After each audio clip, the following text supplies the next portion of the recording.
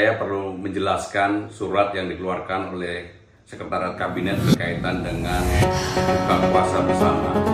Syederalun Presiden Republik Indonesia Joko Widodo memberikan arahan bagi penyelenggara negara baik di tingkat menteri, kepala daerah hingga aparatur sipil negara untuk tidak menggelar kegiatan buka puasa bersama selama Ramadan 1444 Hijriah.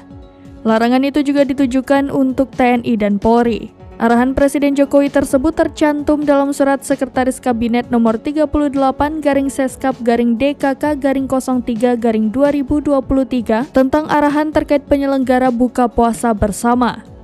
Surat diteken Menteri Sekretaris Kabinet Pramono Anung tertanggal 21 Maret 2023 yang ditembuskan kepada Presiden Jokowi dan Wakil Presiden Ma'ruf Amin.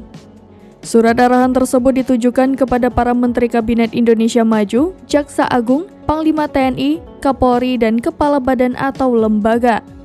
Dalam surat tersebut dijelaskan bahwa pelarangan buka puasa bersama tersebut karena penanganan COVID-19 saat ini dalam transisi dari pandemi menuju endemi sehingga dinilai masih diperlukan kehati-hatian. Namun ahli hukum tata negara dan juga Ketua Umum Partai Bulan Bintang, Yusril Iza Mahendra menyarankan kepada Presiden Joko Widodo agar kegiatan buka bersama yang dilakukan umat Islam baik di lingkungan instansi pemerintah maupun masyarakat dibolehkan dan tidak dilarang.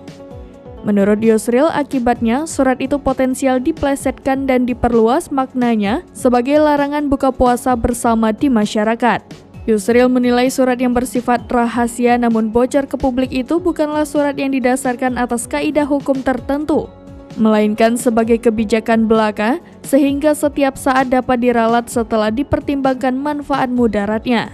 Masyarakat yang berseberangan dengan pemerintah menurut Yusril akan mengambil contoh aneka kegiatan seperti konser musik dan olahraga yang dihadiri ribuan orang malah tidak dilarang oleh pemerintah. Sebaliknya, kegiatan yang bersifat keagamaan dengan jumlah yang hadir pasti terbatas justru dilarang pemerintah.